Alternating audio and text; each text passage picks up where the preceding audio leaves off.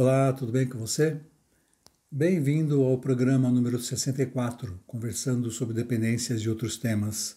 Aqui, semanalmente, eu e a minha colega psicóloga Neide Zanelato conversamos sobre temas relacionados à psicologia em geral.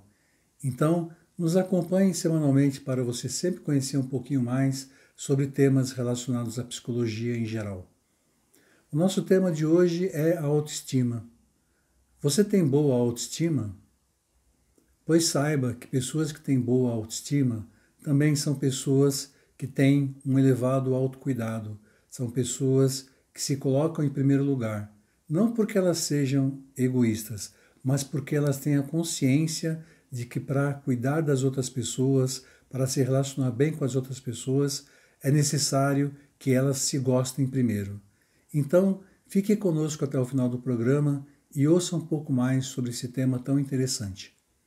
Peço para que você assine o canal e que acione o sininho para ser lembrado de todas as vezes que um novo programa entrar no ar. E também que nos ajude a divulgar nosso programa, tá bom?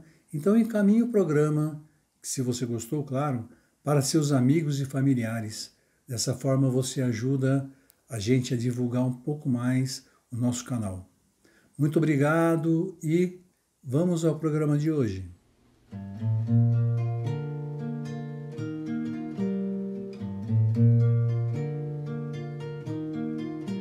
Tudo bem com você?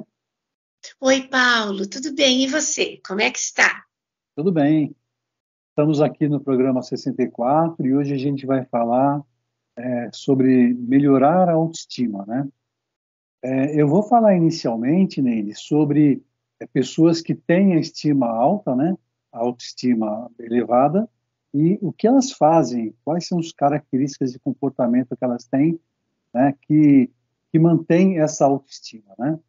Depois eu ia pedir para você falar um pouco sobre o oposto, né? Sobre pessoas que têm a autoestima baixa, né? E por que elas têm autoestima baixa? O que leva a elas terem essa autoestima tão baixa assim, né? Então, Neide, olha só. Dependendo da crença que a pessoa tem, né? Que ela desenvolve na infância, isso lá no modelo da terapia cognitivo-comportamental, né? Então, assim, eu crio uma crença disfuncional quando eu sou criança. Para lidar com essa crença disfuncional, eu tenho que desenvolver estratégias. Essas estratégias, elas podem ser funcionais ou podem ser estratégias disfuncionais. Eu vejo assim que pessoas que têm a autoestima elevada são pessoas que desenvolveram estratégias funcionais, mesmo tendo uma crença disfuncional, né? Então, eu vou dar um exemplo. Por exemplo, uma pessoa que tem por exemplo, uma crença de não amabilidade, uma crença de desamor, por exemplo. Essa pessoa ela pode ter comportamentos de ser uma pessoa pegajosa, daquela pessoa que tem muitos ciúmes, que liga o tempo todo para o namorado, que manda mensagem o tempo todo, quer estar junto o tempo todo, como estratégia para lidar com a não amabilidade. Mas ela pode ser uma pessoa também que pula de galho em galho, uma pessoa que namora com todo mundo, nunca para com o parceiro. Mas veja, nós estamos falando da mesma crença. A estratégia compensatória é diferente, né? A Uhum. pessoa que tem uma autoestima elevada, normalmente são pessoas que têm também uma crença funcional, não tão disfuncional, mas uma crença mais funcional, ou alguém que tem uma crença disfuncional e desenvolveu uma estratégia compensatória boa, né, funcional de se lidar com a crença, né? Mas basicamente as pessoas que têm autoestima elevada são pessoas que são voltadas para elas mesmas, né? São pessoas que têm o autocuidado elevado, que se cuidam, cuidam da saúde, né? Tem uma boa alimentação, cuida da aparência principalmente. São pessoas que tendem a buscar um autoconhecimento elevado, tendem a buscar um desenvolvimento profissional elevado, né? Porque elas querem estar bem, um desejo interno delas. Então, elas acabam tendo comportamentos funcionais, o que faz com que elas pareçam também ser pessoas funcionais, pessoa com autoestima elevada, né? E o oposto, Neide, como é que funciona?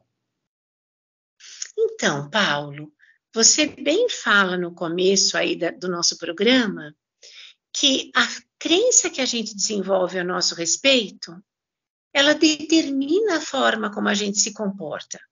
Então, se eu tenho uma crença a meu respeito de que eu não sou ou suficientemente boa, ou suficientemente capaz, ou digna de ser amada. Quer dizer, eu tenho uma crença que pode estar distorcida, a forma como eu lido com essa crença, como eu confirmo essa crença, pode gerar em mim uma autoestima rebaixada, ou seja, o que é autoestima, na verdade? A autoestima é a capacidade que a gente tem de se admirar e de se respeitar. Na verdade, a gente só respeita alguém a quem a gente admira. Eu lembro que uma vez eu estava dando aula e eu estava falando sobre autoestima na escola e eu perguntei para os meus alunos quem eles respeitavam. E aí alguns disseram, eu respeito meu pai e minha mãe, né? E aí um outrinho lá falou assim, eu respeito a polícia. E aí eu fiz uma pergunta, eu falei, mas olha, aquele que falou do pai e da mãe, você admira seu pai e sua mãe? Eu admiro. Tá, e a polícia? Vocês admiram o comportamento da polícia? Não a instituição, né? Mas nós estávamos falando ali de como é que você interage com pessoas que desempenham essa função. Não, a gente tem medo da polícia. Uhum. Então, por isso a gente respeita. Né? Mas respeita, aí não é respeito, aí você tem medo, então você aceita a coisa do jeito que a coisa é. A mesma coisa em relação à autoestima. Né? Então, quando a gente não se admira, a gente não se respeita. Né? Então, isso é o que acontece com as pessoas que têm uma autoestima rebaixada. Né? Então, a gente se submete a determinadas coisas, porque, na verdade, a gente acredita que se a gente não gosta da gente, ninguém vai gostar.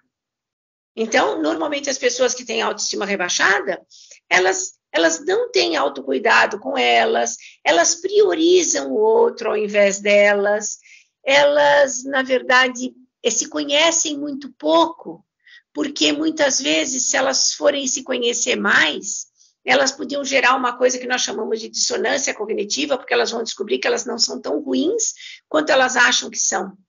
Né? E elas, então, poderiam se admirar um pouco mais, mas elas acham que isso é complicado para elas.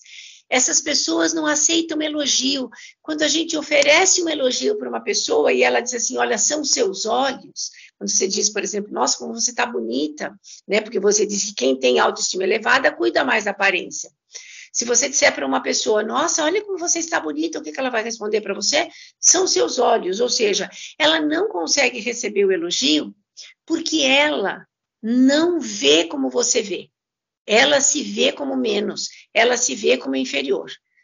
Então, qual que é a estratégia, né? A estratégia, primeiramente, seria cognitiva.